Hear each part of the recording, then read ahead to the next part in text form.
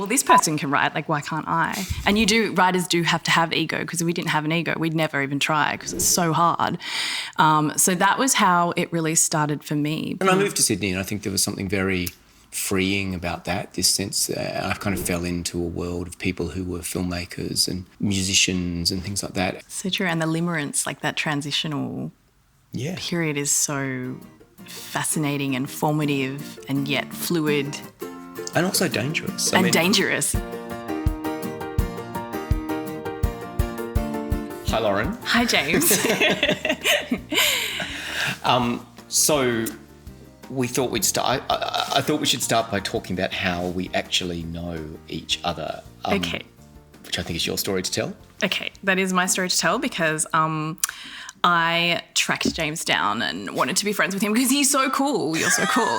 He's going to be so embarrassed by this. But I always had loved your work, and I guess I needed a little bit of help with the book that I was working on. So I contacted James, we had a coffee, and immediately I think we just hit it off. We both have a very funny sense of humour, I think. And then we were working on our books, and then lockdown happened. And that was really, in lockdown there were those people that you just connected with and they kind of just kept you going, and it was so hard and so awful, especially if you had kids, right? That I think that was where, we really cemented our friendship in lockdown. It was all those memes and, just like, going insane kind of together, and sending photos about our backyard and our cats and things like that. So that was really where we met.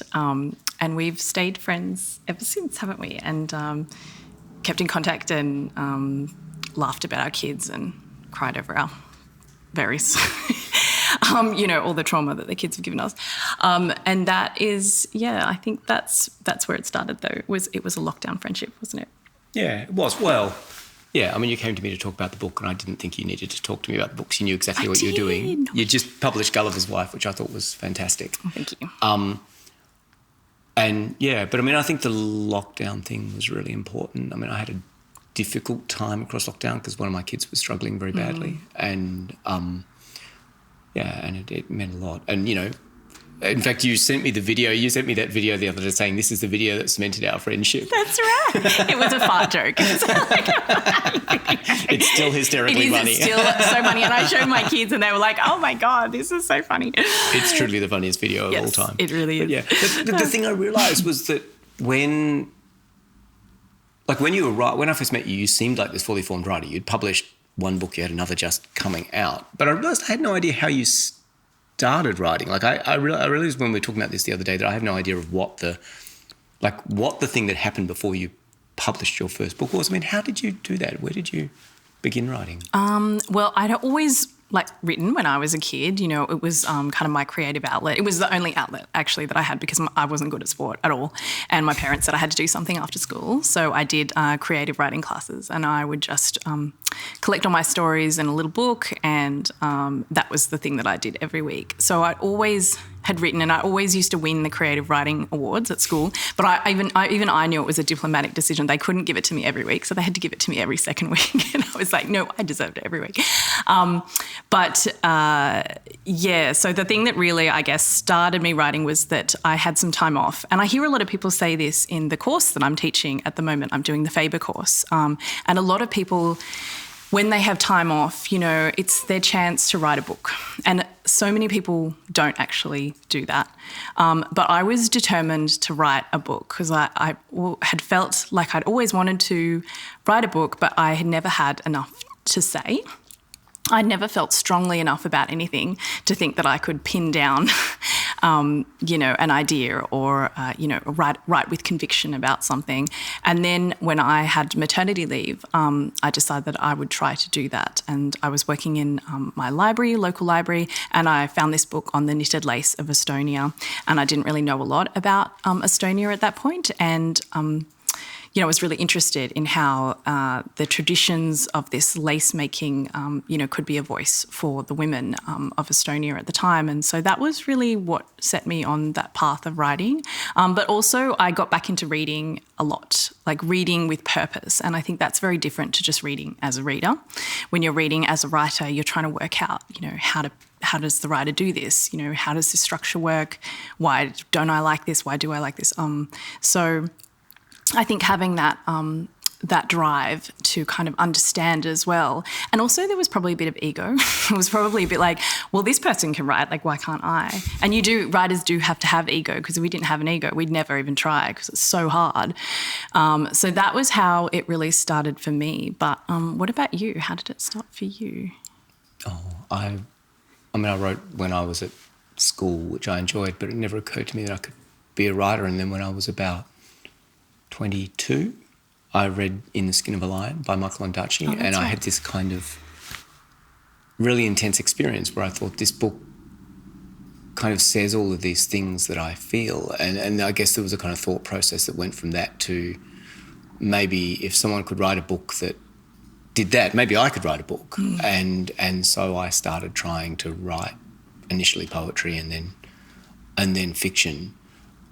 And I guess it was a process of kind of, I don't know, I grew up in Adelaide. It had never occurred to me that you could write about that. Like, I'd always read, but it never occurred to me you could write. And I went quite quickly, in fact, from doing that. Like, I'd sold my first poems to literary magazines within about a year, I think, of that. So once I started to do it went quite quickly, I think. But also, a bit like you, once I'd started to do it, I wanted to be good at it. Does that make sense? I wanted to, so I really sort of... It's hard to suck for a really long time, isn't it? Like, it's something that's but painful. also just kind of reshaped my life around it. Does that make sense? And I moved to Sydney, and I think there was something very freeing about that, this sense. I kind of fell into a world of people who were filmmakers and musicians and things like that, and all these people who said, I am an artist, I'm going to make things. And I think that was very liberating for me. That's so interesting. Yeah, it's interesting because I grew up in Sydney, obviously, and I had always lived here. So I never saw Sydney. I've never seen Sydney that way. But you're not the first person that I've heard, obviously, to say that when you come to Sydney, you do feel that way, that it is a place where things happen and there's potential for, Yeah, it really felt for you like to be that. an artist. Yeah, really. it made me feel like I could be an artist. Yeah. And I don't think that was something I'd ever thought really before. Possible, right.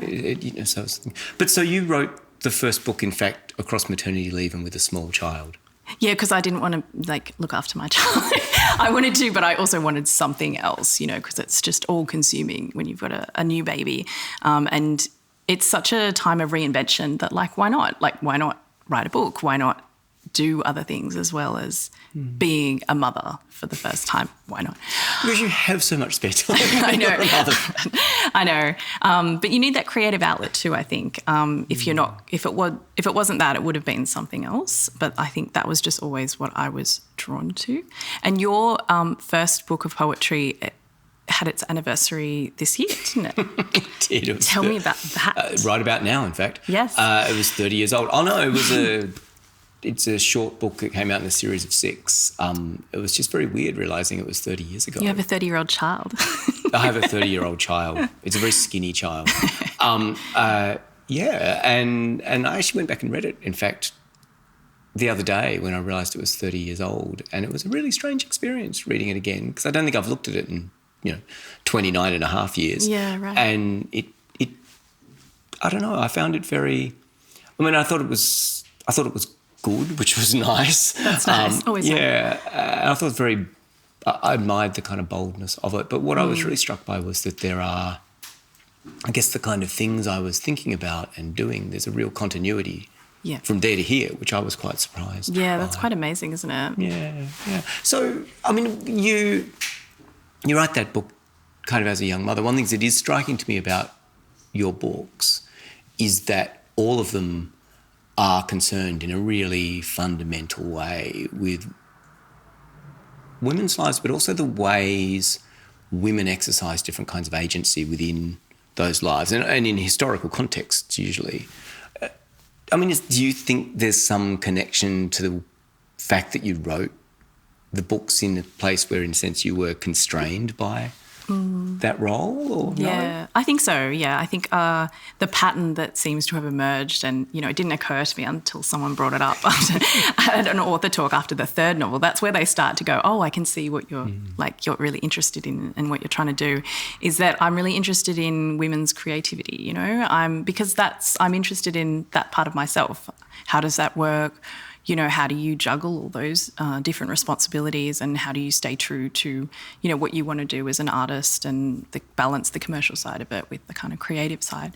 And so in all those novels, I think that's a thread that runs through all of them, how you balance those things as a woman, how you're a mother and an artist, and, you can make a living, and but particularly with the beauties, there's a couple of female artists. There's a female artist in there. Her name was Mary Beale. And I just kind of fell in love with her because I think, she was the breadwinner in her family. She was painting in the 17th century. And it was such a difficult time for women to be artists because, they weren't even allowed to enter the Life Room, which was in the Academy, the French Academy of Arts. That's where they did the life drawing. So if you couldn't even look at a naked person, how are you ever going to draw them? And to me, that just seemed like something that would be really interesting to explore and to see how women kind of got around that.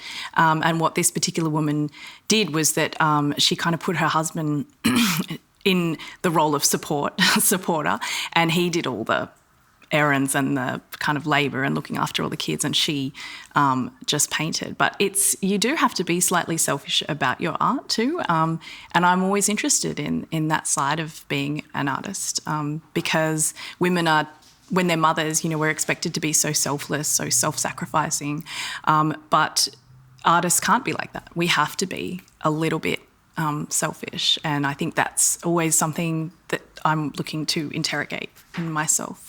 I remember when you started this one, you had the kind of, I remember you talking about the paintings and how exciting they were to you. Do you usually begin them with, I guess, the kind of historical, thus far they've all been historical. The new one is less historical that you're working on now, I know. Yeah.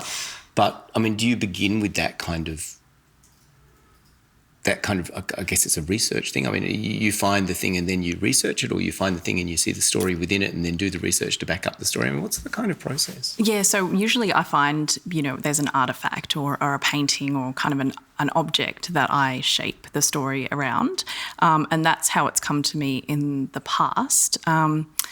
When I saw the paintings, I wanted to write about, their creation, I suppose, because they were commissioned by a woman, Anne Hyde, and I found that highly unusual. To kind of explore why, how she came to commission them and why these particular women and things like that. So I think the history just provides a bit of a scaffolding for the story, and then it's not so terrifying when you go to the computer. Even if you're just going to use the barest part of that history, it doesn't feel so, so scary to try and come up with something because you've got a little bit of history to hang your story on. But how did you come up with your idea for your book? Because I know that this is your first non-fiction solo book that you've written, and yet to me, when I heard that, I was like, no way, surely you've written multiple non-fiction books, but you hadn't. So how did it come about? And can you tell us, what were did you always want to write a non-fiction book, or, and how did you come up with the different kind of areas of interest in that? Because I know that it's sort of divided into a whole bunch of different kind of really fascinating topics. How did you come up with it? Yeah, look, I've always, mostly I've written fiction while I've been writing. So I've written novels mostly, stories as well, but fiction and poetry. But I've always had this kind of side career as a non-fiction writer. So mostly I was doing, kind of reviews and essays and things like that. And then, I don't know, maybe 15 years ago, a bit longer, I decided I wanted to write different kinds of things, and I decided I wanted to write particularly about kind of climate and the environment, because there were things that I felt very focused on and very, I felt that was something I needed to do. And so I started writing a lot more kind of environmental journalism, kind of material around that kind of space. But this book, in fact, I first had the idea for it like more than 20 years ago, and I thought a lot about writing it back in the very early 2000s, but I couldn't work out how to do it. I had another crack at it about 5 years after that and did all of this research for it, and then couldn't work out how to make it hang together because the subject's just so enormous.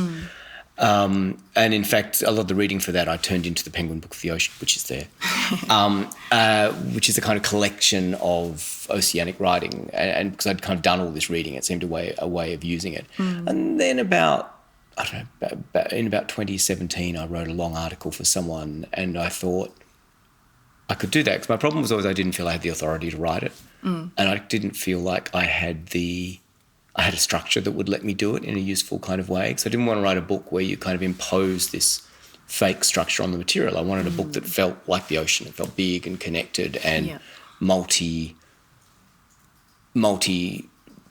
kind of faceted.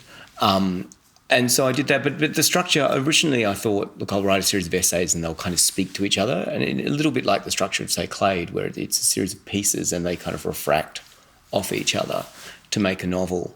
And, I also thought, well, I've written about 6 essays and I can stitch them together with some new ones. But, of course, once I was writing it, that didn't work anymore, and I had to kind of find a kind of structure to make it hang together. So the book has quite a lot of... it still reads like sections that kind of speak to one another, but there's a lot of kind of intellectual structure within it. And there's quite a lot of kind of meta structure that you don't really see about, the book begins on a beach and ends in a beach, and there's a beach in the middle, just inside... you hit this kind of moment with the Earthrise photo, which is kind of the whole planet. There's kind of the reverse of that at the end in Antarctica. So it's got quite a lot of kind of structure kind of hidden in it, but it's all kind of thematic structure, if that makes sense. Yeah, no, it's a beautiful book. And I remember hearing you talking about at the Sydney Writers' Festival about the hermit crabs. And I felt like that was also a really good metaphor, beautiful metaphor for the book. It's got all these different layers within it, and sort of like little secrets hidden within all those different sort of subjects. Something that I find really interesting about your work, and perhaps you don't know this, is that you write really well about adolescence. You're so young at heart. That's why, and I know you mentor a lot of younger writers, and you connect really well with young people. And some of the characters in Clade obviously are young people, and Ghost Species, of course. She's a young girl, a young Neanderthal. So why do you think that is? What is it about sort of youth that how is it that you're able to tap into that kind of mindset so well? And do you think that speaks in some way to your idea of this kind of hope for that next generation, maybe, actually listening and taking on some of this, taking on some of these really challenging kind of things that are happening to our world? That's very nice of you. I'm not sure that my teenage children would think that I relate to children. Yeah, well, they never listen to us. I'm not sure that they would think I had a profound connection with teenagers. It's interesting, isn't it? I find young people very interesting to write about. It might just be that I'm fundamentally an adolescent at heart. But I think there is something about... I guess when I started writing, one of the things I was really interested in was that sense of a kind of secret world that we all have. And for me, it was always about kind of the night time and the summer and I guess being outside of the kind of bounds of normal life. So all of that stuff. I worked for years at night when I was a student, and I always loved that sense that you'd leave work and it'd be 2 a.m. and anything could happen. And I think that's something that really fed into my writing at the beginning. And in fact, I talked about the poetry book at the beginning. That's something that's all over that poetry book. And I feel like it's something that's still there when I write now. There's a kind of place that you go to which is about that. And I think that's something I suspect that sense of the immediacy of things, the intensity of things is something that adolescents feel. So maybe when you're writing about young people, that's what you're trying to access. So true. And the limerence, like that transitional period, is so fascinating and formative and yet fluid. And also dangerous. Dangerous, yeah. Yeah, I heard someone say, I think I said this the other day, but I heard someone say the other day that being 17 is like playing at being a grown-up but with live ammunition. It's so true. It's terrifying. Yeah, and I guess I'm interested in that as well. Yeah, I'm very interested in that as well, and to see how it plays out for all our children. Yeah.